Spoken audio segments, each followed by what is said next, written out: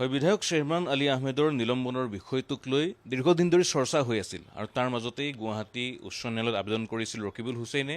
সেই আবেদনৰ শুনানি গ্ৰহণ কৰাৰ প্ৰক্ৰিয়া চলি আছিল। তাৰ মাজতে এটা আদেশ আহিল। এই মুহূৰ্তত আমি শ্বেৰমান আলী আহমেদৰ ওচৰলৈ আহিছোঁ। এটা খবৰ আহিছে আজিৰ দিনটোত, আপুনি কি গম পাইছে? মই অলপ আগতে গম পাইছোঁ ৰকিবুল হুছেইন ডাঙৰীয়াই যোৱা 5 ছেপ্টেম্বৰ তাৰিখে গুৱাহাটী উচ্চ ন্যায়ালয়ত মোৰ বিধায়ক পদ খাৰিজ কৰিবলৈ আবেদন কৰিছিলে আৰু সেই আবেদন অনুসৰি আজি 9 ছেপ্টেম্বৰত গুৱাহাটী উচ্চ ন্যায়ালয়ে মোলৈ নটিচ দিয়া বুলি খবৰ ওলাইছে। স্পীকাৰ চাহাবক, অধ্যক্ষ মহোদয়ক, প্ৰধান সচিব আৰু মোক পাৰ্টি কৰি তেখেতে আবেদন কৰিছে মোক বিধায়ক পদ খাৰিজ কৰিবলৈ। এই ক্ষেত্ৰত তিনিটা কথা। প্ৰথম হ'ল বিধায়ক পদ খাৰিজ হোৱাৰ দুটা কাৰণ এজ পাৰ ডিছকুৱালিফিকেশ্যন এক্ট, যে হয় মই পাৰ্টীয়ে দিয়া হুইপ অমান্য কৰিব লাগিব, 3 লাইন হুইপ।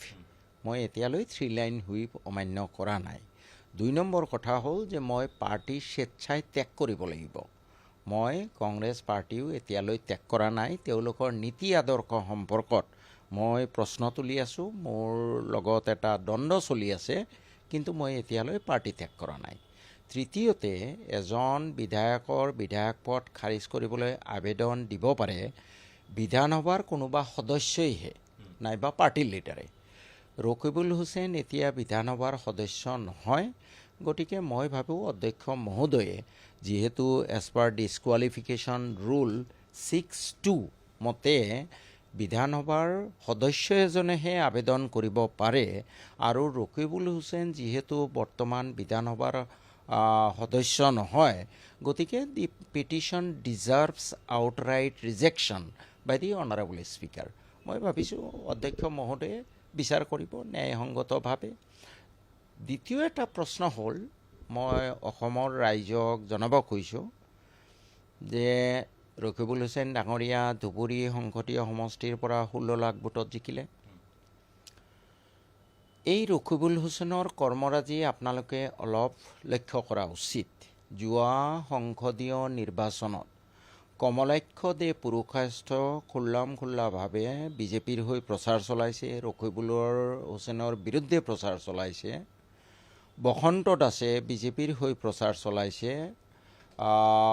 তাৰোপৰি শশী দাস বিজেপিত হৈ কাম কৰি আছে। কমলাক্ষ দে বিজেপিৰ হৈ বিধানসভাত কাম কৰি আছে। তেনে ক্ষেত্ৰত ৰকিবুল হুছেইনে অকল মোৰ বিৰুদ্ধে কিয় কেছ কৰিলে? সেই কাৰণটো কি? চৰ্চা বিভিন্ন ধৰণৰ হৈ আহিছে যে কাৰোবাক দেখি কংগ্ৰেছে বেলেগ চিন্তা কৰে, কাৰোবাক দেখি কংগ্ৰেছে বেলেগ চিন্তা কৰে। শ্বেৰমান আলীৰ লগত সেই সম্পৰ্কটো কি বা সমস্যাটো কি, যাৰ কাৰণে কেৱল আপুনি লক্ষ্য বুলি আপুনি অভিযোগ কৰিছে? এইটোতো উত্তৰটো সহজ। ৰকিবুল হুছেইনৰ অতীত চৰিত্ৰত তেওঁ মুছলমানক বা নিজৰ জনগোষ্ঠীক মাৰি পেলাই তেওঁ ডাঙৰ নেতা হ'ব খোজে। আৰু ইয়াতো সেই একেটাই টেকটিক্স। কমলাক্ষ দে পুৰুষাৰ্থ, বসন্ত দাস, শশী দাসৰ বিৰুদ্ধে তেওঁৰ অভিযোগ কৰাৰ সাহস নাই। কিন্তু শ্বেৰমান আলী আহমেদ মিয়া জনগোষ্ঠীৰ মানুহ, নৰম মাটি। গতিকে শ্বেৰমান আলীক ডেগাৰ মাৰি যদি ৰকিবুল হুছেইন আৰু এখন আগবাঢ়ি যাব পাৰে, সেইটোৱে চেষ্টা হ'ব। ৰাইজেও সেই মিয়া জনগোষ্ঠীৰ মানুহে ৰকিবুল হুছেইনক জিকাইছে। এইটোৱে মই ধুবুৰী সমষ্টিৰ 16 লাখ ভোটাৰৰ ওচৰত এই গোচৰ অভিযোগ দাখিল কৰিছোঁ যে যদিহে মোৰ বিধায়ক পদ খাৰিজ হ'ব লাগে, মই ৰকিবুল হুছেইনৰ বিৰুদ্ধে প্ৰচাৰ কৰিছোঁ, কিন্তু কমলাক্ষ দে পুৰুষাৰ্থই খোলা বিজেপিৰ হৈ প্ৰচাৰ কৰিছে, বিজেপিত অনানুষ্ঠানিকভাৱে যোগদান কৰিছে। শশী দাস, বসন্ত দাসৰ ক্ষেত্ৰত একেই। মই কিন্তু কোনো দলত যোগদান কৰা নাই এতিয়াও, আৰু কেইবাটাও চৰ্ত সাপেক্ষে কংগ্ৰেছলৈ প্ৰস্তাৱ আগবঢ়াইছোঁ যে আপোনালোকৰ এই চৰ্তকেইটা যদি হয়বোধক হয়, মই কংগ্ৰেছত আজীৱন গোলামী কৰি থাকিম। তেনে ক্ষেত্ৰত আপোনালোকে ভোট দিয়া ৰকিবুল হুছেইনে মাত্ৰ মোৰ বিৰুদ্ধেহে অভিযোগ দাখিল কৰিলে, কমলাক্ষ দে, শশীকান্ত, বসন্ত দাসৰ বিৰুদ্ধে এটা টু শব্দ উচ্চাৰণ কৰিবলৈ সাহস নাই। গতিকে এই বিচাৰ মই ধুবুৰী সংসদীয় সমষ্টিৰ 16 লাখ ভোটাৰক দিছোঁ। ৰাইজে সেই বিচাৰটো কৰিব, কিন্তু বিধায়ক পদটোৰ কি হ'ব? ইয়াৰ পৰৱৰ্তী পদক্ষেপ আপুনি কেনেধৰণে ল'ব, কি চিন্তা কৰিছে? না, মইতো ভাবিছোঁ চাওক, এটা কথাই যে বিধানসভাৰ সদস্য নহ'লে অন্য এজন সদস্যৰ বিধায়ক পদ খাৰিজ কৰিবলৈ এপ্লিকেশ্যন দিব নোৱাৰি। গতিকে মই ভাবোঁ অধ্যক্ষ মহোদয়ে বিধানসভাৰ যি ৰুল 6-2 মতে the complainant should be a member of the Legislative Assembly. Since Rakibul Hussain is no longer a member of the Assam Legislative Assembly, I think Honorable Speaker will outright reject the complaint petition. কিন্তু বিৰোধী উপদলপতি আছিল ৰকিবুল হুছেইন, সেই প্ৰসংগটো যদি অনা হয়, তেওঁ বিধায়ক আছিল, সেই প্ৰসংগটো যদি অনা হয়, আজিৰ দিনত ঠিক আছে, ইয়াতে দুটা কথা আহিব। তেওঁ বিৰোধী দলপতি হিচাপে দলৰ সামগ্ৰিকভাৱে কথাটো চিন্তা কৰা উচিত। তেতিয়াহ'লে তেওঁ কমলাক্ষদেৱ পুৰকায়স্থ, শশী দাস বা বসন্ত দাসৰ বিৰুদ্ধে কিয় অভিযোগ দাখিল নকৰিলে, যিসকলে খোলাম খোলা বিজেপি কৰিছে। আপোনালোকে এছেম্বলিত দেখিছে কমলাক্ষদেৱ পুৰকায়স্থই, বসন্ত দাস নীৰৱ থাকে, কিন্তু কমলাক্ষদেৱ পুৰকায়স্থ সদায় বিজেপিৰ হৈ মাত মাতি আছে। তেওঁৰ বিৰুদ্ধেতো কমপ্লেইন দিয়া নাই, নাম্বাৰ 1। নাম্বাৰ 2, তেওঁ আজিৰ দিনত তেওঁ বিধায়ক নহয়। আজিৰ দিনত অধ্যক্ষ মহোদয়ে চাব যে তেওঁ বিধায়ক হয় নে নহয়। যিহেতু নহয়, তেওঁ বিধানসভাৰ সদস্য নহয়, তেওঁৰ এই কমপ্লেইন দিয়াৰ অধিকাৰে নাই। The complaint deserves to be rejected outright. যদি কিবা কাৰণত সিদ্ধান্ত গ্ৰহণ কৰা হয় তেতিয়া নিশ্চয় মই আদালতৰ ওচৰ চাপিম। আদালতে মোক ন্যায় দিব বুলি মোৰ বিশ্বাস, কাৰণ মইতো বিধায়ক, মইতো সদস্য পদ এৰা নাই। মই কংগ্ৰেছৰ কিছু নীতি আদৰ্শলৈ সোচ্চাৰ হোৱা মানে গণতান্ত্ৰিক কংগ্ৰেছ এটা গণতান্ত্ৰিক দল, তাত নিশ্চিতভাৱে মোৰ নিজৰ মত প্ৰকাশ কৰাৰ অধিকাৰ আছে। মই মত প্ৰকাশ কৰিব পাৰোঁ। সেই মতটো দলৰ কাৰোবাৰ পচন্দ নহ'বও পাৰে।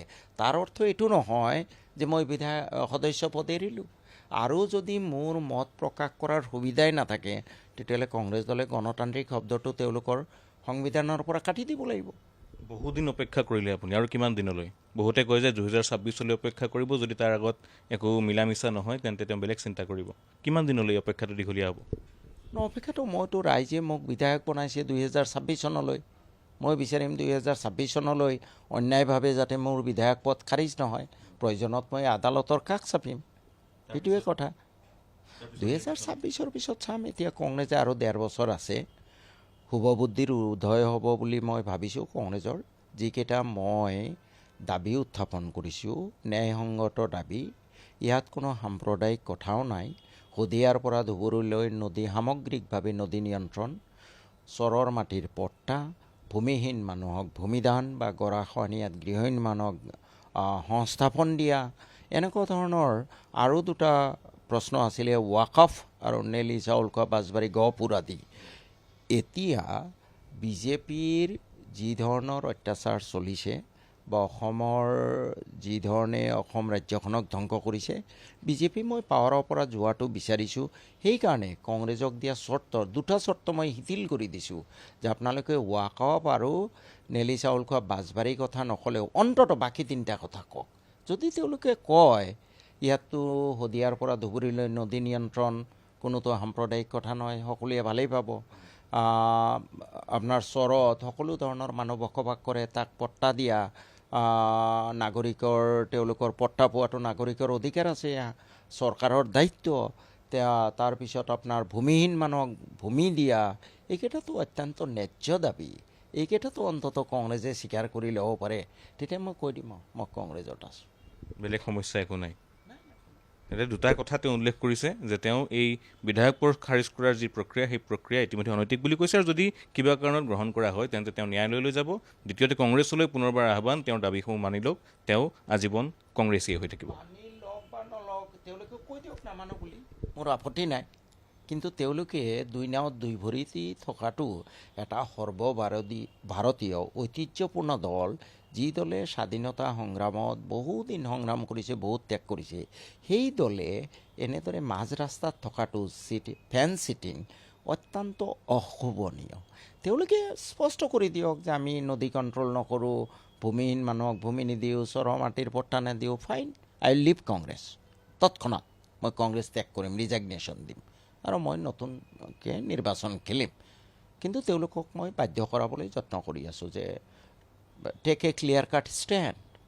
2 ভৰিত 2 নাও 2 ভৰি নচলিব। হয়, বেয়া কথা এইটো। এইটোতো মুনাফিকি চৰিত্ৰ নহয়। মনে মনে কিয় আছে? শদিয়াৰ পৰা ধুবুৰীলৈ যি সময়ত 30 লাখ বিঘা চৰকাৰী তথ্যমতে নদীৰ গৰাখহনীয়াত যা গৈছে, মাটি আমাৰ অত্যন্ত মূল্যৱান সম্পদ, মাটি আমি সৃষ্টি কৰিব নোৱাৰোঁ। সেই নদীৰ গৰাখহনীয়া নিয়ন্ত্ৰণ কৰা ৰাজ্যিক বা কেন্দ্ৰীয় চৰকাৰৰ প্ৰাথমিক দায়িত্ব তেওঁলোকে কিয় ক'ব নোৱাৰে? ভূমিহীন মানুহক ভূমি দিয়াটো মৌলিক অধিকাৰ তেওঁলোকৰ, মূৰ গুজিবলৈ এটুকুৰা ঠাই, right to life is a fundamental right. সেইটো কিয় ক'ব নোৱাৰে? এইটোতো ৰাজধৰ্মহে। তেনেকৈ চৰৰ মাটি 3 বছৰ কোনোবাই ভোগ দখল কৰি থাকিলে সেই মাটিৰ অধিকাৰ পাব লাগে, তেওঁ ছেটেলমেণ্ট পাব লাগে।